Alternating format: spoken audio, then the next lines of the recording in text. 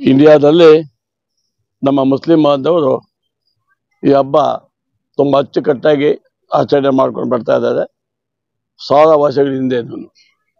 ಅದಕ್ಕೆ ಉದಾಹರಣೆ ರೋಜಾ ಅನ್ನೋದಕ್ಕೆ ಮೀನಿಂಗು ನಿಮ್ಮ ಹತ್ರ ಕಲಿಬೇಕು ನಾವು. ಅದು ರೋಜಾ ಏನಪ್ಪ ಅದು ಸಿಸ್ಟಮ್ ಅಂದ್ರೆ ಇಂದ್ಲೂ ನುಂಗಲ್ಲ ಅಷ್ಟು ಮಟ್ಟಕ್ಕೆ ಕರ್ಕೊಂಡು ಹೋಗ್ತಾ ಇದ್ದಾರೆ ಅಂತ ನಮ್ಮೆಲ್ಲ ಮುಸ್ಲಿಂ ಬಾಂಧವರಿಗೆ ಈದ್ ಮುಬಾರಕ್ ಹೇಳಬೇಕು. ಆಮೇಲೆ ಅದು 30-31 ಅಂತ ದುಬೈನಲ್ಲಿ ಚಂದ್ರ ಕಾಣಿಸಿದಾಗ ಅವು ಡಿಸೈಡ್ ಆಗುತ್ತೆ ನಾವು ಯಾವತ್ತು ಮಾಡ್ಕೋಬೇಕು ಅಂತ.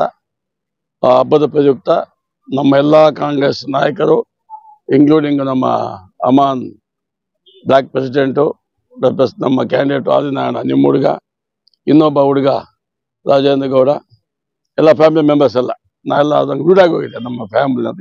ಇವಾಗ ಇದೇನು ಮಾಡ್ಬೇಕು ಹಂಗೆ ಎಲ್ಲರೂ ತರಪರ ಎಲ್ಲ ಮುಸ್ಲಿಂ ಬಾಂಧವರಿಗೆ ಈದ್ ಮುಬಾರಕ್ ಹೇಳ್ತಾ ಇದ್ದೀನಿ. ಆಮೇಲೆ ಇವತ್ತು ಮೊನ್ನೆ ನಮ್ಮ ಹುಸೇನ್ ಅವರು ಇದಕ್ಕೆ ಊಟ ಇಟ್ಕೊಂಡಿದ್ರು, ಇಫ್ತಾರ್ ಊಟ ಇಟ್ಕೊಂಡಿದ್ರು. ಕಾರಣ ಅದಕ್ಕೆ ನಾವು ಬರೋಕ್ಕಾಗಲಿಲ್ಲ. ಅದಕ್ಕೆ ನಾವು ಟೀಗೆ ಹೋಗೋಣ ಅಂತ ಹೇಳಿದಕ್ಕೆ ಇವಾಗೆಲ್ಲ ಟೀ ಪ್ಲಾನ್ ಮಾಡಿಕೊಂಡು ಟೀ ಕುಡ್ಕೊಂಡು ನಿಮ್ಮ ಸನ್ಮಾನ ತಗೊಳ್ತಾ ಇದ್ದೀವಿ. ಇದಕ್ಕೆ ನಾವು ಕಾಂಗ್ರೆಸ್ ಪರವಾಗಿ ಹುಸೇನ್ ಅವರಿಗೆ ಧನ್ಯವಾದ ಹೇಳ್ತಾ ಇದ್ದೀವಿ.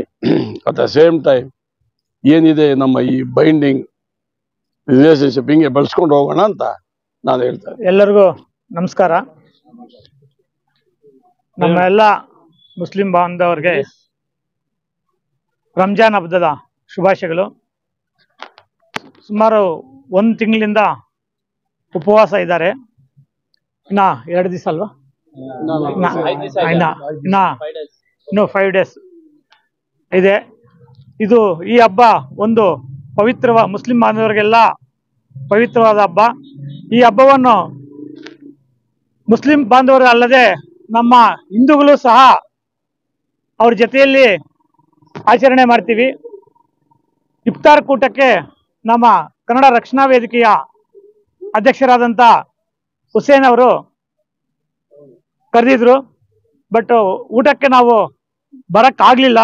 ಅದಕ್ಕೆ ಇವತ್ತು ನಮ್ಮ ಕಾಂಗ್ರೆಸ್ ಪಕ್ಷದ ಎಲ್ಲ ಮುಖಂಡರುಗಳು ಇವತ್ತು ಟೀಗೆ ಬಂದು ಎಲ್ಲ ಉಪಚಾರವನ್ನು ತಿಂದು ಈಗ ನಮಗೆ ತುಂಬ ಸಂತೋಷವಾಯಿತು ಅವರು ನಮಗೆ ಕರೆದಿದ್ದಕ್ಕೆ. ನಮಸ್ಕಾರ, ಧನ್ಯವಾದಗಳು.